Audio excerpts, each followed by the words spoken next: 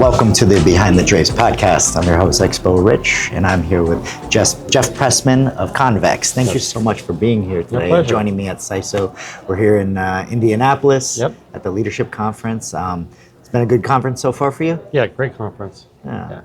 So thanks for agreeing to do this. I've been talking to people in our industry and professionals for a while now, and I think that one of the things that was missing and why I started this podcast is to hear the stories of how the people that are creating the things and where they come from, and I love to tell their stories. So with that, every story starts with an origin story. Yeah. What's your superhero origin story of how you first stepped into the trade show realm? Well, as with most people, it's not the unique way. It's not a standard way. It didn't come in from college.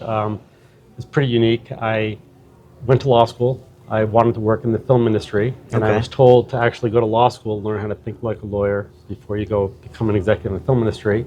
Did that, fell that course, and actually fell into a different industry. I became a sports agent. Okay. So I worked in the sports industry during law school, got an internship, worked in sports, did that for a number of years. Became a sports agent. Okay. Worked with NBA players, NFL players. Nice. Had a lot of fun in my 20s. Yeah. Had a great time. Yeah. And then I was... Must have been a wild ride, huh? Very wild ride. Lots of fun stories. Yeah. And then I was getting married, and I realized long term that lifestyle would not be sustainable. Yeah. So there was one evening in particular where I had a client call me in the middle of the night. I was living in Vegas, and client called me in the middle of the night, asked me to join him at the club. You can only imagine what kind of club it was. Yeah. And I was lying there with my fiance. We were sleeping, and I had to get out of bed and go to the club. And I was like, this is not going to work for me. Yeah. And so I realized then I really needed to find something else. Yeah. And so I happened to be playing in a home poker game with a bunch of guys my age and one older gentleman. And I figured I'd go to this old gentleman who's lived in town for a long time and ask him what he thought. Right. Because I didn't want to work for a law firm. I didn't want to be a typical lawyer. Right. And he actually asked me to come on board. He actually was thinking about coming to me as a succession plan. Oh, wow. And he said, I've seen how you operate with your clients and see how you handle your clients and what you do. And I think it'll be a good fit. And I didn't even know what he did. And I'm like, so what do you do? And he's like, trade shows. I'm like, never been to a trade show. I have no idea what that is. And he's like, I'll teach you. Yeah. So that's how I got started. I'm like, all right. And so my first show that I helped run was SEMA. Oh, wow. So that's a big one. Yeah. So the gentleman was Chuck Schwartz, who started ConvExx. And Legend. So I came on board, and so my first show was SEMA. Yeah. Wow. It's talk about throwing you into the deep end. You know, you're not starting with some small conferences and whatnot. So. And when I went into the sports industry, my first client was my internship was working for Shaquille O'Neal. Oh, wow. So I tend to go big. Yeah. You go right in the fire every time. Exactly. Yeah. Oh, wow. That's really exciting and an incredible show as is with SEMA and some of the other ones that you guys work on as well. And I have to shadow that second your story about Chuck, because one thing that was he was very sweet to me early in my young career, because there was a time that he used to run ESCA. Yep. And I was about 23 years old going to my first ESCA conference where there were no 23-year-olds. No. Yep. Everybody was 40 and above. I was like a deer in the headlights. And, and they were very, I would say, helped me, carried me by my hand, into the way I should be and who I should be talking to. That is always I'll always be grateful to the Schwartzes for what they did for me in the beginning of my career, because it's an intimidating room to walk into when there's all C-level people, and here I was, this 23-year-old. So that's great. Yeah. So definitely a good family. Yep. As you got through your career, and we just talked about Chuck, and I don't know if there was any other mentors and things like that. I always like to hear about stories about the mentors that pulled people along and built up. And I mean, clearly by him recruiting you and telling you a succession plan. I've been very fortunate in my career to have mentors. Started back in high school. And I mentioned earlier that I want to work in the film industry. I in high school, I worked in a movie theater. Oh, wow. And just, those high school jobs, I was an usher, worked concessions, ticket taker, stuff like that. And I became friendly with an executive at 20th Century Fox because we were doing private screenings. He was in LA. Oh, wow. And we were doing private screenings. And so I became friendly with an executive at 20th Century Fox. That's it. And Again, you go big. And he worked his way up in 20th Century Fox and ended up becoming president at 20th Century Fox and then the Motion Picture Academy. But he was someone I can always come back to and ask for guidance. So he's the one that told me, go to law school. Think like a lawyer. Yeah. Just in business, it's helpful to have that background and just the way of thinking. So he was initially my mentor, and then when I fell into the sports world, my boss in that industry, he was very, very cognizant of the fact that your success story is going to be based on your customers being happy with you. Yeah. And just take care of your customers. It's going to be referrals. When it comes to being a sports agent, you can recruit players all day, and you can spend your entire time trying to recruit new players. Right. But you lose focus of your current customers, your Yeah. current clients. And so we always pride ourselves on our agency grew because we took care of our customers. Yeah. And it was always our focus on our customers, and we got referrals. Right. And we weren't out there on the road trying to recruit. We weren't doing business development. It was purely take care of your family, take care of your customers. They'll bring you business. Yeah. And that really taught me a lot about just running a business and how to handle it. And that's how the Schwartzes feel that way too. Yeah.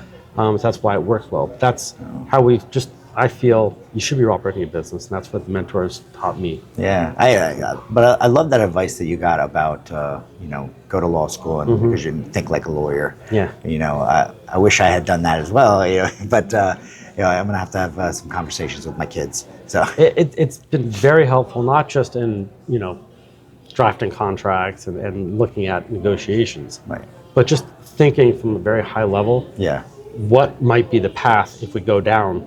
If we take this direction, what's the real path? And thinking 5 steps ahead, 6 steps ahead. Yeah. And it could be, whether it's a relationship, it could be the attendee journey, the exhibitor journey. It's what is that path? If we go down here and make this decision, what could that lead to? Not just from a liability standpoint. When lawyers think about liabilities, but I think about what is that journey? What's that going to be? And what's the outcome going to be, and the benefit to both sides. And too. a lot of analytical thinking, which is helpful. Yeah. Sure.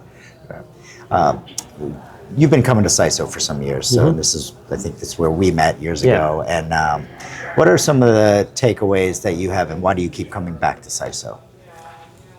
I think it's the camaraderie. I mean, they talked about earlier, you don't really want to use the networking term, right? But it really is a networking, the relationships you've established. The beauty of CISO is we're all for-profit organizers, independent organizers, and so we're thinking about our businesses, but we're thinking about our shows, but how it impacts our business, and we don't have necessarily thinking about the membership from an association standpoint, or the governance or the lobbying efforts for an association and what their mission is.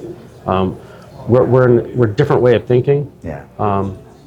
Now I do both association shows and my own shows, so I have to go back and forth between the two.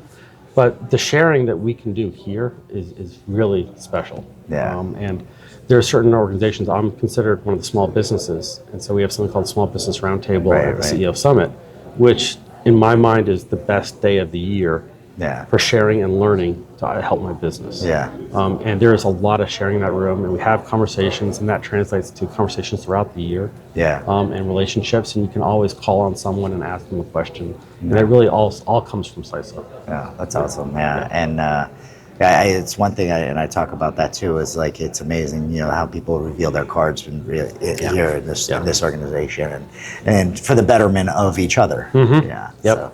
So, what has you excited for 2026 in your calendar, like of shows? Like, what's something out there that you're really excited about, a new initiative or new launch or new, So we're very fortunate in that all of our shows are doing very well. Yeah.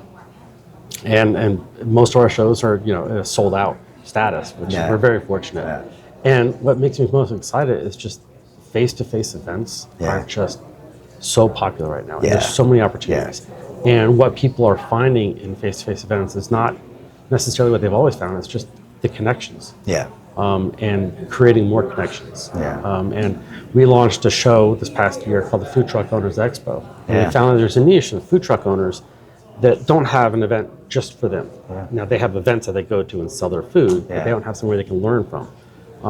And we've launched that, and we've done 3 so far, and they've all been successful, and it's growing. Wow. And we've already got 2 more on the books for the next Are few months. you doing them regionally, or are you doing them? So we thought it would be a regional show. So we developed it as a regional show, and all right, people aren't going to really travel more than, let's say, 300, 400 miles. Right. We just did an event in Vegas where we had attendees from 40 different states. Wow. So it wasn't. Yeah. Changed the model on you. Changed the model on us, but we're still we're going to different areas of the country. So we've done Orlando, Houston, and Vegas, and now we're going to go to New Jersey. Yeah. We're going to do Austin, Texas next year. So we're going around to try to capture as much people as possible.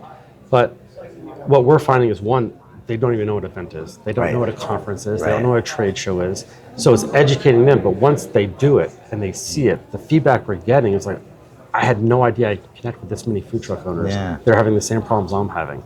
So just like when I talked about what we do here at CISO, we're giving them that platform, and they're just realizing that platform even exists. And kudos to you guys for actually doing something, creating a category in an underserved market. So there's all these people out there that didn't know that they could further their success by attending a conference, and there wasn't one. So kudos to you guys for launching that. Well, thank you so much for doing this today. I appreciate the time, and you have a great conference. Thank you very much.